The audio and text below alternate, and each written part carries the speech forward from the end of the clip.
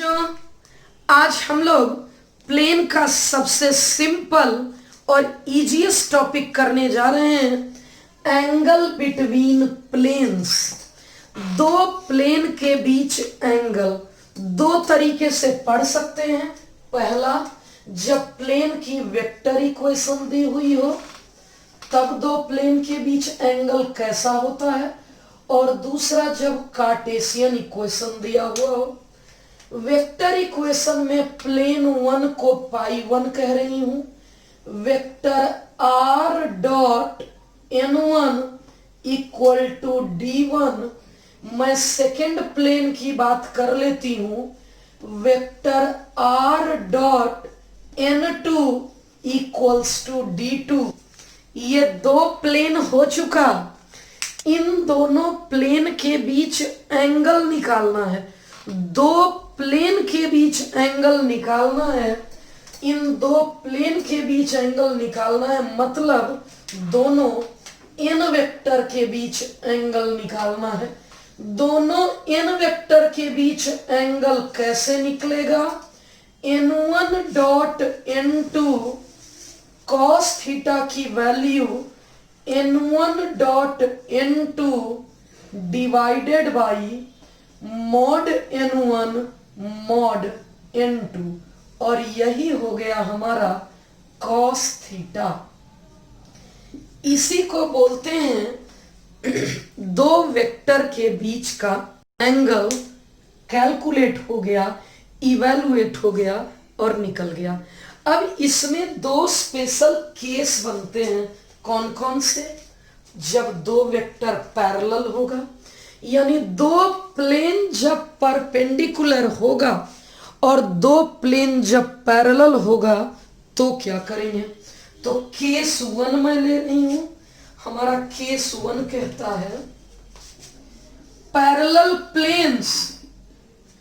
लिखने की भी आवश्यकता नहीं है, डायरेक्ट बातचीत कर लेती हूं। फॉर पैरेलल प्लेन्स, अगर प्लेन पैरेलल होगा तो क्या होगा? अगर प्लेन पैरेलल होगा तो n1 पैरेलल n2 होगा। dr of n1 and n2 proportional होगा। इन दोनों का dr प्रोपोर्शनल होगा। अब बात कर लेती हूं परपेंडिकुलर प्लेन्स के लिए। अगर प्लेन परपेंडिकुलर होंगे, मतलब theta 90 cos 90 zero, zero into ये दोनों जीरो मीन्स इसकी वैल्यू जीरो। अगर प्लेन परपेंडिकुलर होगा तो n1 डॉट n2 की वैल्यू जीरो हो जाएगी। मैं बात कर रही हूं परपेंडिकुलर प्लेन्स की। Perpendicular planes means dot product zero. ये तो तब था जब वेक्टर इक्वेशन दिया हुआ था। क्या होगा जब कार्टेशियन इक्वेशन दिया हुआ होगा? समझिएगा। सेकेंड पार्ट की बात कर लेती हूं। जब कार्टेशियन इक्वेशन गिवन है तब कैसे कैलकुलेट करेंगे? प्लेन वन की इक्वेशन होगी a1x b1y c1z plus d1। Plane two की इक्वेशन होगी a2x b2y c2z बराबर d2। अब दो कार्टेशियन पता है। चाहती क्या हूं मैं इन दोनों प्लेन के बीच एंगल चाहती हूं। इन दोनों प्लेन के बीच जब एंगल निकालेंगे तो कॉस थीटा होगा n1 डॉट n2, इन दोनों का product a1 a2 b1 b2 plus c1 c2 divided by root under इसका स्क्वायर और इसका square, a1 square b1 square c1 square. और मैं उसके बाद बातचीत कर रही हूं mod n2 a2 square b2 square और c2 स्क्वायर। फॉर्मूला तो आ गया।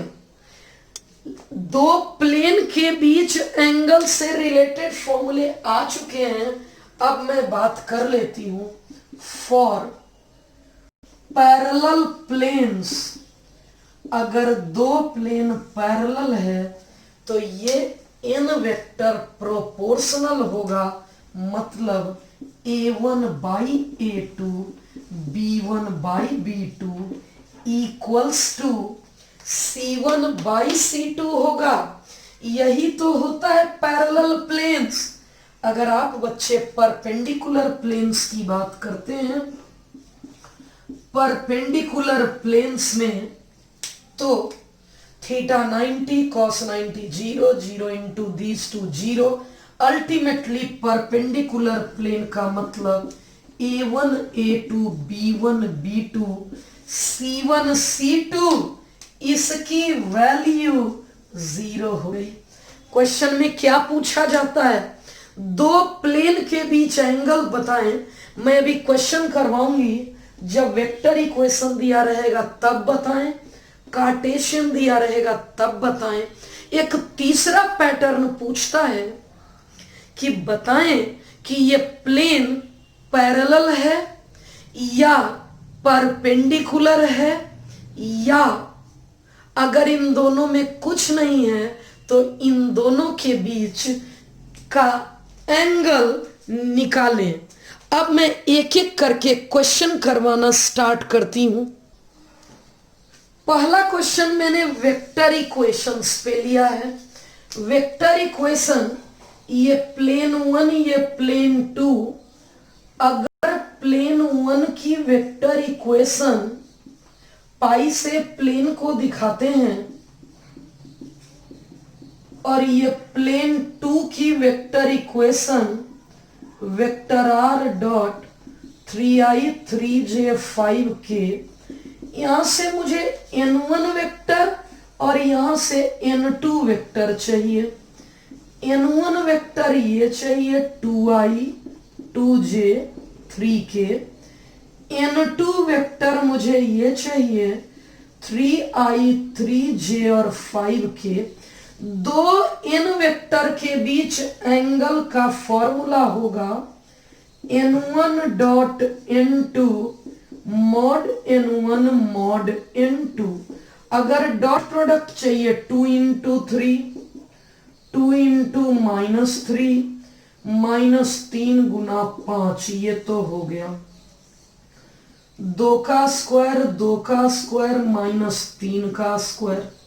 और अगर चाहिए 3 का स्क्वायर 3 का स्क्वायर 5 का स्क्वायर। और अब ये 0 -15 का मॉड 15 4 4 8 9 17 9 9 18 5 23 और 20 33। थीटा की वैल्यू कॉस इनवर्स 15 अपॉन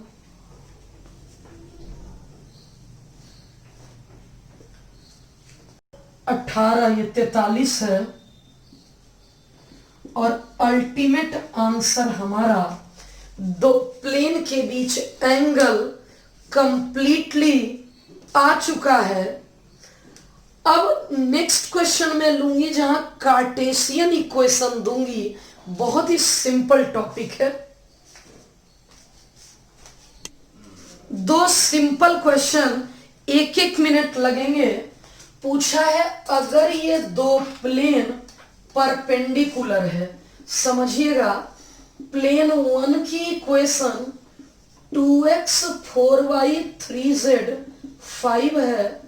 अगर प्लेन 2 की equation x plus 2y lambda z है, तो n1 वेक्टर का dr क्या है? ये n1 वेक्टर इसका dr है 2 -4 3। n2 वेक्टर का dr क्या है?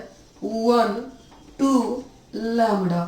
क्योंकि प्लेन परपेंडिकुलर है इसलिए डॉट प्रोडक्ट 0 होगा। 2 इंटू 1 3 इंटू लैम्डा 0। 2 -8 -6 3 लैम्डा 6 आ गया, लैम्डा की वैल्यू 2 आ गई। क्या कोई ऑप्शन मैच किया? यस, बी ऑप्शन हमारा करेक्ट है। अब बगल वाला क्वेश्चन और भी आसान है। इसमें 4 ऑप्शन दिए गए हैं। धीरे धीरे ऑप्शन पर विचार करते हैं। ये प्लेन 1 है और यहां ये प्लेन 2 है। अब समझना है, आगे भी जो मैं एक क्वेश्चन करवाने जा रही हूं उसमें यही पूछूंगी कि बताइए ये प्लेन पैरेलल है कि परपेंडिकुलर है। तो पैरेलल के लिए ये रेशियो चेक करना होता है। ये रेशियो और ये रेशियो क्या सेम है? देख लेते हैं। 10 5 2 जा 5 5 जा, हाँ ये सेम है। 2/5 2/5 2/5, यानी n वेक्टर दोनों का प्रोपोर्शनल है, क्योंकि dr of n1 and n2 are proportional. क्योंकि ये प्रोपोर्शनल है, इसका मतलब हम बोलेंगे कि यस। इसका मतलब यस, प्लेन्स पैरेलल है और पैरेलल है तो करेक्ट ऑप्शन। अगर प्लेन पैरेलल है तो हमारा करेक्ट ऑप्शन बी होगा।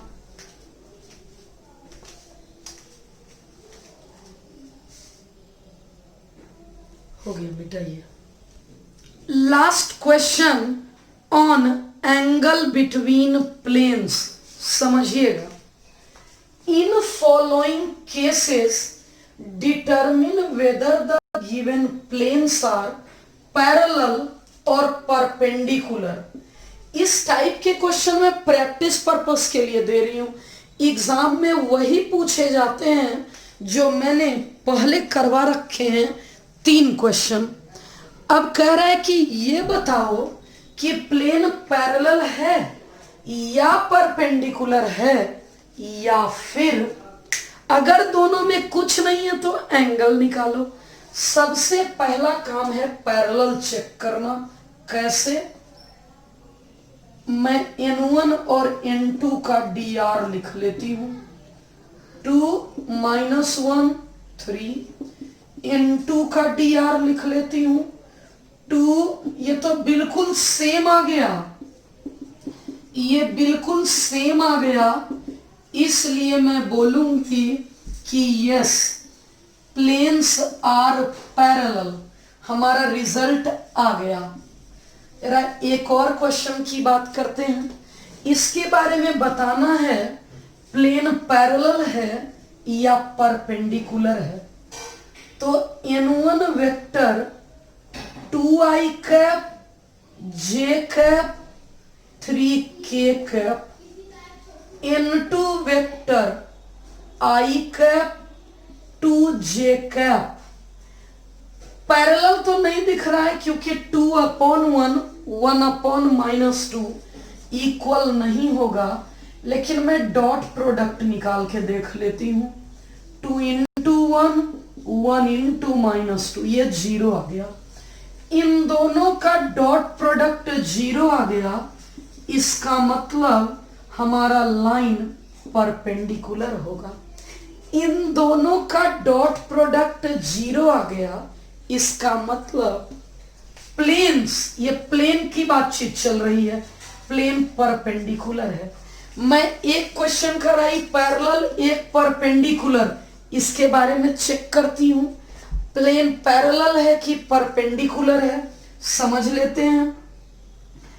n1 वेक्टर है 7i 5j 6k, n2 vector है 3i cap -j cap -10k cap.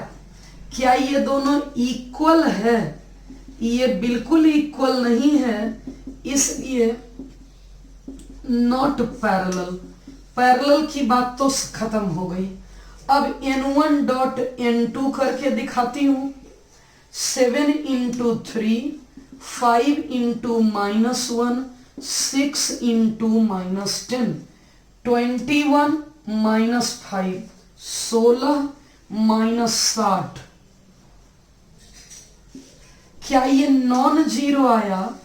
इसलिए ये परपेंडिकुलर भी नहीं है। क्या क्वेश्चन था? अगर पैरेलल और परपेंडिकुलर है तो ठीक है, अगर इन दोनों में कोई नहीं है तो इनके बीच का एंगल निकालें। इन दोनों के बीच का एंगल निकालें। तो मैं इन दोनों के बीच का एंगल निकालकर बताती हूं। कॉस थीटा क्या होता है? फॉर्मूला है n1 dot n2 by mod n1 by mod n2। n1 dot n2 तो अभी अभी कैलकुलेट किया है, माइनस, एक बार फिर से कैलकुलेट कर लेती हूं। 21 माइनस 5, 16 माइनस 60। ठीक है, अब यहां देख लेते हैं। n1 मॉड n1 ये होगा 49, 25 और 36। अगर मैं मॉड n2 की बात करती हूं, मॉड n2 की 9, 1 और 100। जरा कैलकुलेशन करके देखिए कितना कैलकुलेशन आ रहा है। अगर कैलकुलेशन देखते हैं तो ये है -44 का मॉड हो गया 44, 6 5 11 9 20, 5 2 7 4 11, 110 और 110 रूट खत्म हो गया, 22 2 जा, कॉस थीटा की वैल्यू 2/5, थीटा की वैल्यू कॉस इनवर्स। ये इतने आसान टॉपिक थे कि स्टेट बोर्ड इसकी थ्योरी को ही पूछती है ऑब्जेक्टिव में, और अगर 2 मार्क्स में पूछना है तो मैं इससे पहले जो 3 क्वेश्चन करवाई वो इंपॉर्टेंट था। अब हम लोग पढ़ेंगे angle between line and plane.